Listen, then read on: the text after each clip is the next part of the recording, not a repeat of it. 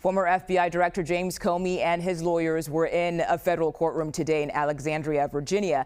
His defense team asked that the charges against him be dismissed, as they say their request is on the grounds that the charges are based on a, quote, vindictive and selective prosecution. Comey is facing federal charges of false statements to Congress and obstruction of justice. CBS News legal reporter Katrina Kaufman joins me now from New York City to discuss. Algunas decisiones judiciales no se limitan al caso, sino que alteran la forma en que se observa el sistema. En la segunda semana de enero, en una audiencia celebrada en el Tribunal de Distrito del Distrito de Columbia, dos decisiones independientes, emitidas por distintos jueces federales, pusieron en tela de juicio la integridad procesal de las iniciativas promovidas por la Fiscalía General de los Estados Unidos, actualmente bajo la dirección de Pam Bondi. El episodio, aunque formalmente limitado a aspectos técnicos de admisibilidad procesal y legitimidad institucional, rápidamente generó repercusiones que traspasaron la esfera jurídica y llegaron a foros legislativos y consejos de supervisión profesional. El impacto del episodio no se limitó a lo que ocurrió dentro de la sala en ese momento. El contenido de las decisiones y el material probatorio adjunto a ellas dieron lugar a una interpretación más amplia, que determinadas prácticas llevadas a cabo bajo apariencia de legalidad pueden haber operado al margen de requisitos formales elementales, exponiendo no solo vicios puntuales, sino posibles desviaciones estructurales en curso dentro de una de las instituciones federales más poderosas del país. El origen de esta secuencia comienza con el análisis técnico del nombramiento de Lindsey Halligan como fiscal interina, figura central en los casos iniciados contra James Comey y Leticia James, según la decisión dictada por el juez superior Cameron McGaugh Curry.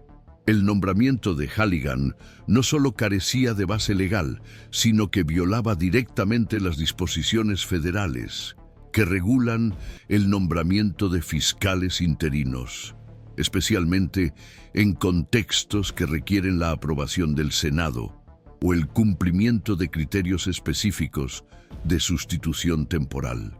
La consecuencia jurídica de esta constatación fue directa.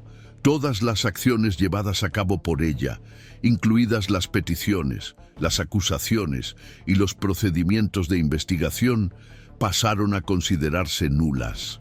El juez calificó estos actos como ejercicio ilegítimo de la autoridad ejecutiva, una formulación que indica la gravedad del problema, más allá de un simple error administrativo. El efecto práctico de esta nulidad no se limita a la revocación de los procesos. Al declarar inválidos los actos realizados por una fiscal nombrada irregularmente, el tribunal ataca la base estructural de las investigaciones llevadas a cabo bajo su supervisión, generando un efecto dominó que compromete tanto el contenido de los casos como la credibilidad de los criterios utilizados para su apertura. Esto cobra aún más relevancia si se tiene en cuenta el perfil de los objetivos elegidos. Tanto Comey como James ocupaban puestos de confrontación pública directa con el presidente Donald Trump y con sectores influyentes de su base política. Esta coincidencia entre los objetivos políticos y los vicios de origen en los procesos suscita que entre los expertos interrogantes sobre la posibilidad de una instrumentalización selectiva de los mecanismos judiciales. Aunque tales alegaciones no han sido formalmente aceptadas por el tribunal hasta el momento. El segundo punto crítico provino de la decisión emitida por el juez William Fitzpatrick, responsable de evaluar la regularidad de los procedimientos del gran jurado, en el caso que involucraba a Comey.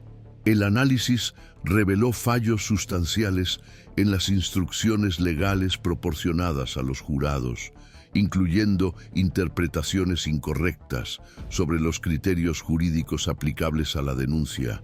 En un sistema como el estadounidense, el gran jurado representa un filtro constitucional que debe garantizar la coherencia de la acusación antes de que ésta avance formalmente.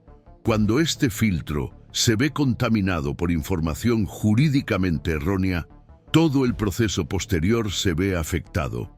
Según el juez Fitzpatrick, la presentación de fundamentos jurídicos erróneos a los miembros del jurado comprometió la integridad de la deliberación, poniendo en duda la validez de la acusación que siguió. Además, señaló el uso indebido de materiales potencialmente protegidos por el secreto legal, como las comunicaciones amparadas por el privilegio abogado-cliente durante la presentación de las pruebas, lo que puede constituir una violación de garantías fundamentales. Las decisiones, en conjunto, sugieren que hubo, en distintos momentos, tanto fallas formales en la estructura de autoridad como vicios sustanciales en los procedimientos de acusación. El sistema jurídico, al registrar estas conclusiones mediante resoluciones formalmente fundamentadas, crea un precedente que podría influir en futuras revisiones de casos, llevados a cabo bajo la misma administración. Aunque los tribunales han evitado cualquier juicio sobre la intención política o la malicia administrativa, la naturaleza y la convergencia de los vicios señalados indican, para los observadores experimentados, la posibilidad de un patrón disfuncional más amplio. Este es el punto que transforma un caso técnico en un episodio de relevancia institucional. Con la divulgación de fragmentos de las decisiones y la posterior cobertura parlamentaria, comenzaron a surgir movimientos entre los consejos de ética profesional en los estados donde Pam Bondi tiene registro activo como abogada. Aunque hasta ahora no se ha iniciado formalmente ninguna investigación, los precedentes acumulados plantean cuestiones que podrían retomarse en ámbitos disciplinarios autónomos. Para los analistas del sistema, la clave interpretativa está menos en las acciones individuales y más en la fragilidad institucional revelada por el conjunto de decisiones. Cuando las estructuras de poder operan al margen de las normas que ellas mismas alegan representar, el problema no se limita a la anulación de un proceso, sino que exige que el propio sistema responda a su capacidad de autocorrección. Este es el tipo de análisis que cobra valor, precisamente cuando se realiza prestando atención a los detalles y al contexto. Los seguimientos continuos como este buscan hacer más visible lo que, a menudo, opera en los márgenes formales de las instituciones. Es en este contexto que diferentes instancias del sistema federal comenzaron a moverse, no solo para comprender el alcance de los vicios señalados, sino también para evaluar qué otros procesos pueden haber sido afectados por las mismas estructuras decisorias. El Tribunal de Apelaciones del Distrito de Columbia, en un dictamen aún preliminar, señaló que podría reevaluar las decisiones tomadas bajo la responsabilidad directa del equipo de Halligan, incluidas aquellas que, aunque no fueron anuladas, se registraron durante el mismo periodo en que su autoridad era jurídicamente cuestionable.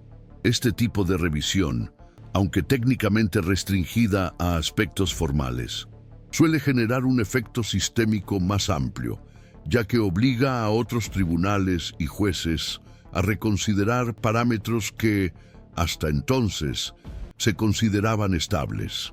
A partir de ese momento, el episodio deja de ser aislado.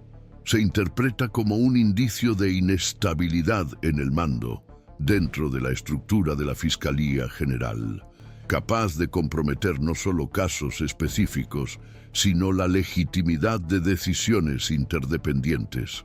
A partir de la documentación revelada, quedó claro que el nombramiento de Halligan no fue una excepción puntual, sino el punto culminante de una cadena de decisiones que parecen haber priorizado criterios de alineación política en detrimento de las salvaguardias institucionales, según muestran los correos electrónicos internos y las actas de las reuniones adjuntas al expediente. El proceso de selección se habría llevado a cabo sobre la base de deliberaciones informales, sin someterlo previamente al dictamen del asesoramiento jurídico de la Casa Civil, como suele ser habitual. Es más, la ausencia de consulta formal al Senado, requisito previsto en varios casos de nombramientos interinos con una duración superior a 120 días, se justificó internamente como no estratégica, según fragmentos de comunicaciones internas recuperados por los magistrados. Este tipo de racionalización, aunque no constituye una infracción penal directa, pone de manifiesto un enfoque pragmático ante normas que deberían funcionar como límites fijos. La convergencia de estas prácticas refuerza la hipótesis de que, en determinadas condiciones, algunos sectores del Ejecutivo están operando con interpretaciones propias de lo que es admisible o no dentro de la maquinaria pública federal. Esta percepción no se limita al Poder Judicial. En el Congreso, parlamentarios de ambos partidos iniciaron, de manera aún informal, consultas técnicas con la Oficina de Responsabilidad Gubernamental para verificar si otros procesos conducidos por el mismo núcleo de la Fiscalía General podrían ser objeto de revisión. Los informes internos de la Comisión de Supervisión y Reforma, aunque aún no se han publicado oficialmente, indican que hay al menos 16 acciones en trámite, que se originaron bajo la supervisión directa de Halligan y que pueden haber reproducido los mismos vicios estructurales. La inclusión de estos casos en el ámbito de la auditoría institucional ampliaría el alcance del problema y pondría en tela de juicio la coherencia de decisiones que, hasta entonces, no habían sido objeto de controversia pública. Paralelamente, entidades jurídicas con actuación nacional comenzaron a manifestarse. La Asociación Nacional de Fiscales Federales publicó una nota técnica en la que advertía que la recurrencia de nombramientos irregulares compromete el principio de previsibilidad institucional y debilita la confianza pública en las estructuras de responsabilidad legal.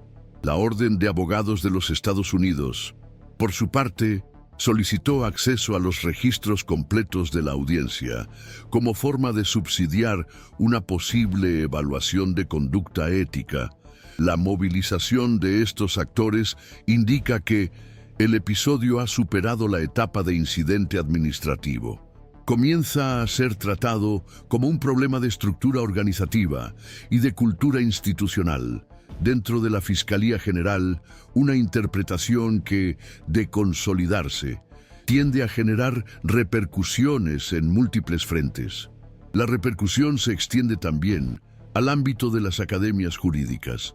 Profesores de Derecho Constitucional de al menos 4 universidades han publicado dictámenes en los que indican que los episodios revelados pueden analizarse a la luz de la doctrina de la contaminación procesal, según la cual las fallas estructurales en un punto del proceso comprometen la validez de los actos posteriores, aunque estos sean correctos de forma aislada. Este tipo de análisis tiende a influir tanto en las decisiones judiciales como en las posiciones técnicas de los órganos de control. A partir de estas lecturas, se crea una nueva capa de tensión. No se trata solo de decidir si los actos fueron válidos o no, sino de definir si el sistema está dispuesto a reconocer que ha funcionado durante un periodo considerable, con bases normativas comprometidas. Estas repercusiones no son solo simbólicas. Desde un punto de vista práctico, abren la posibilidad de que los acusados en juicios actualmente en curso soliciten la nulidad de sus procesos, basándose en precedentes directos. Los abogados defensores ya han comenzado a presentar peticiones, solicitando la suspensión de plazos y la revisión de decisiones dictadas bajo los mismos parámetros que ahora se cuestionan judicialmente. El Poder Judicial, por su parte, se encuentra ante un dilema: revocar decisiones anteriores puede interpretarse como un reconocimiento de una falla sistémica. Por otro lado, mantener decisiones que se sabe que están vinculadas a estructuras ilegítimas compromete la integridad del propio proceso. Esta es la encrucijada institucional que se perfila: la tensión entre la estabilidad decisoria y la corrección de la trayectoria. En este escenario, el papel de la prensa y el análisis público cobra protagonismo. El seguimiento continuo de episodios como este no solo aumenta la transparencia institucional, sino que también ofrece a los ciudadanos la posibilidad de comprender cómo se forman y se corrigen los circuitos internos del poder. Mantener este tipo de observación activa es, en muchos casos, el único recurso disponible para evitar que episodios como este se traten solo como excepciones puntuales y no como ventanas para leer patrones. Si le resulta útil seguir recibiendo este tipo de análisis, este canal se propone precisamente seguir las dinámicas que suelen pasar desapercibidas en las noticias convencionales, ofreciendo una lectura crítica y una continuidad interpretativa. A partir del conjunto de decisiones judiciales que se hicieron públicas, se consolidó un ambiente de interpretaciones contradictorias entre juristas, analistas institucionales y miembros de organismos de control. Aunque las sentencias no atribuyeron directamente intención dolosa, parcialidad o propósito desviado, el lenguaje empleado para relatar los hechos, con referencias a actuación sin legitimidad y debilitamiento de la integridad procesal, dio pie a interpretaciones que van más allá del aspecto puramente técnico. Parte de los expertos entiende que estas decisiones revelan un cambio institucional más amplio, en el que el Poder Judicial estaría demostrando una mayor disposición a contener los signos de instrumentalización política del aparato jurídico. Otros, sin embargo, advierten que el riesgo surge precisamente cuando una intervención correctiva, necesaria desde el punto de vista legal, se percibe como una toma de posición indirecta sobre decisiones políticas consideradas legítimas, aunque jurídicamente discutibles. El punto central de la controversia sigue estando en la delicada frontera entre la supervisión normativa y la interpretación política del contexto. Esta tensión se hace evidente en la forma en que la comunidad jurídica respondió al episodio. Un sector relevante sostiene que, al reconocer la nulidad de las iniciativas atribuidas a Halligan, el Poder Judicial solo reforzó el núcleo procesal que sustenta la credibilidad del sistema. Para este grupo, la respuesta judicial habría sido indispensable, pero esencialmente técnica, funcionando como un mecanismo de corrección institucional sin extralimitarse en sus atribuciones. En sentido contrario, otros analistas argumentan que el grado de severidad en la formulación de las decisiones, sobre todo al señalar la ausencia de autoridad legal y la posible contaminación del proceso por la exposición de los jurados a información restringida, tiende a producir la impresión de una crítica indirecta a las motivaciones que sustentaron los actos cuestionados. Esta ambivalencia alimenta interpretaciones concurrentes, en las que diferentes actores institucionales terminan interpretando el episodio según sus propias preocupaciones sobre los límites de la discrecionalidad, la responsabilidad pública y el equilibrio entre los poderes. Entre los puntos más controvertidos se encuentra la interpretación del episodio registrado por las cámaras de seguridad que habría mostrado a la fiscal general Pam Bondi saliendo del edificio judicial con cajas que, según los investigadores, podrían contener materiales relacionados con procesos sujetos a una orden de preservación. Aunque el contenido de esas cajas aún se está examinando y no hay confirmación oficial sobre lo que realmente se llevó, la simple coincidencia temporal entre una orden judicial y la retirada física de documentos ya se ha convertido en un elemento central en la formulación de hipótesis contradictorias. Para algunos observadores, se trata de una coincidencia cuya gravedad solo podrá sustentarse si hay pruebas detalladas. Para otros, la escena forma parte de un conjunto de indicios suficientes para justificar como mínimo la apertura de una investigación formal sobre una posible obstrucción a la justicia. Hasta ahora, no hay convergencia y hasta el momento, la Fiscalía General no ha presentado una aclaración detallada sobre el episodio. El panorama se vuelve aún más complejo a medida que otras iniciativas llevadas a cabo, bajo la orientación del equipo de Bondi, comienzan a ser reevaluadas ante la posible vinculación con los mismos mecanismos decisorios que ahora están bajo sospecha. Procedimientos de gran repercusión, como la gestión de los llamados archivos Epstein y prácticas confidenciales relacionadas con miembros del Poder Judicial y estructuras de inteligencia, comienzan a revisarse a partir de los parámetros expuestos en las decisiones recientes. Aún no se ha determinado si esto dará lugar a anulaciones o reconfiguraciones, pero los analistas destacan que la simple hipótesis de una revisión ya reduce la libertad de actuación de la Fiscalía en nuevos movimientos estratégicos.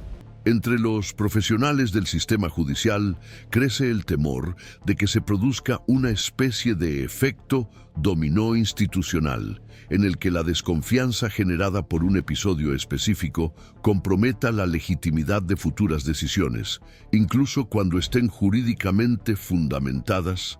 En el ámbito político, la respuesta también se ha caracterizado por la ambigüedad. Mientras que los parlamentarios de la oposición defienden aclaraciones públicas y sugieren la convocatoria de audiencias sobre los criterios de nombramiento y el funcionamiento interno de la Fiscalía General, los sectores gubernamentales tratan el caso como un tema técnico-administrativo convertido en instrumento de disputa. Hasta ahora, no se observa una iniciativa formal, consolidada, dirigida a la responsabilidad directa de la fiscal general. Pero siguen en curso los debates en las comisiones de ética y los organismos reguladores. Los informes de la prensa indican que, entre bastidores, el Departamento de Justicia estaría llevando a cabo una discreta campaña de contención, con la revisión de rutinas y protocolos internos para reducir el riesgo de que nuevos episodios revelen fallos similares. Para los investigadores de gobernanza pública, el elemento más delicado de esta crisis no se limita al nombre de la fiscal general o a la validez de un nombramiento específico. Lo que se perfila es una prueba de solidez institucional. ¿Hasta qué punto el sistema es capaz de identificar excesos, reaccionar ante desviaciones y restablecer normas de conducta mediante mecanismos internos? Sin depender exclusivamente de la presión externa, la exposición mediática o el conflicto político abierto. La respuesta aún se está construyendo. Hay señales claras de reacción y corrección, pero también hay vacilación, lo que revela el peso político de cualquier movimiento que represente una intervención más explícita. El escenario sigue abierto. Las auditorías y revisiones internas siguen avanzando, mientras que las decisiones posteriores del Poder Judicial pueden confirmar o reducir el alcance institucional de las sentencias actuales. Al mismo tiempo, no se han anunciado oficialmente medidas disciplinarias ni investigaciones independientes, pero tampoco se han descartado. El significado real de estos acontecimientos sigue siendo objeto de debate. Todo dependerá de lo que se demuestre, se investigue formalmente y sobre todo se incorpore como reconocimiento institucional en los próximos meses. En un contexto en el que las interpretaciones aún se están alineando y los nuevos acontecimientos pueden redefinir lo que hoy parece establecido, es esencial prestar una atención continua a estos movimientos. Este canal sigue precisamente este tipo de dinámica. Cuando el sistema se observa a sí mismo, reacciona, se corrige o intenta evitar una corrección más profunda.